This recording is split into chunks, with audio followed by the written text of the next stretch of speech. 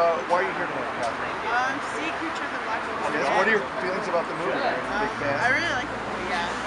We're here with Steve. Steve, why are you here tonight? I haven't seen either film on the big screen before, and to see the creature in 3D on the big screen is something that I just couldn't pass up. Oh yeah, it's not often. You're in for a treat. I am. I've got all the DVD box sets of everything, but it's not the same as the big screen, and it's not the same as seeing it on 3D, in 3D. We have a special guest coming down the aisle. He's come from the Amazon.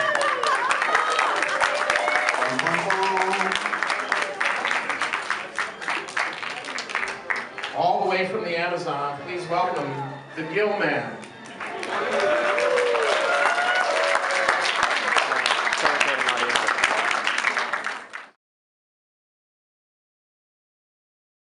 I want to introduce our esteemed guest panel. My name is Scott Essman. I actually wrote the item that you're holding on the flyer. And came to the party very late. I first got interested in this kind of work in about 1973 or so, with a book later by Ed Naha called Horrors from Screen to Scream. Who remembers that book? Not too many, wow. Look for it. Check it on eBay. And I've written a lot about this kind of work, and I love these Universal films. Obviously, The Creature from the Black Lagoon being one of the last in the horror cycle. To my right is and all of these gentlemen are experts and historians. To my right is a published writer and creature expert, Mr. Bill Warren. Give him a nice hand. Bill Warren.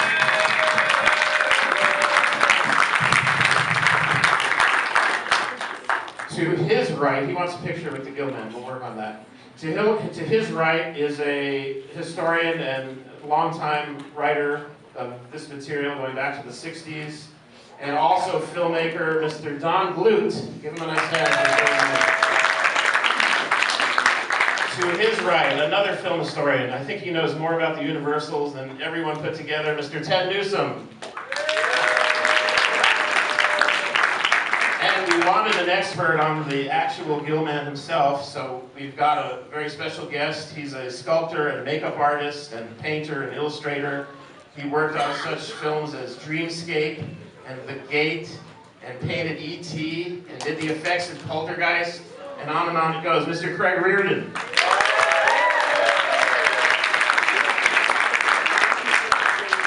Thank you for that nice hand. And thanks for coming, and I hope you enjoyed the panel, and then we'll get to the 3D screening of The Creature from the Black Lagoon.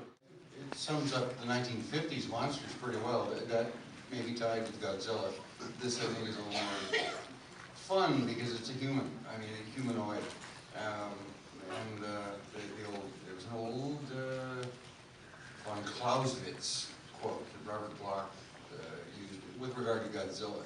One death is a tragedy, a million is statistics. You get something that big, you can't really relate to it. This guy's big, but I could take him on.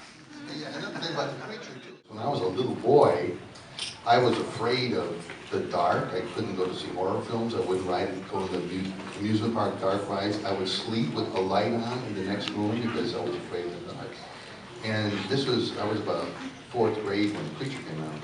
And all the other kids were talking about this movie. You got to see The Creature from the Black Lagoon. And I didn't want to go see it. I was going to get scared. So I finally worked up the nerve, and I did go to see it.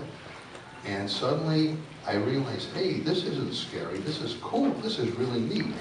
And from that point on, I never was afraid of a horror movie or the dark or anything. The original design for the Gill-Man was quite unlike this.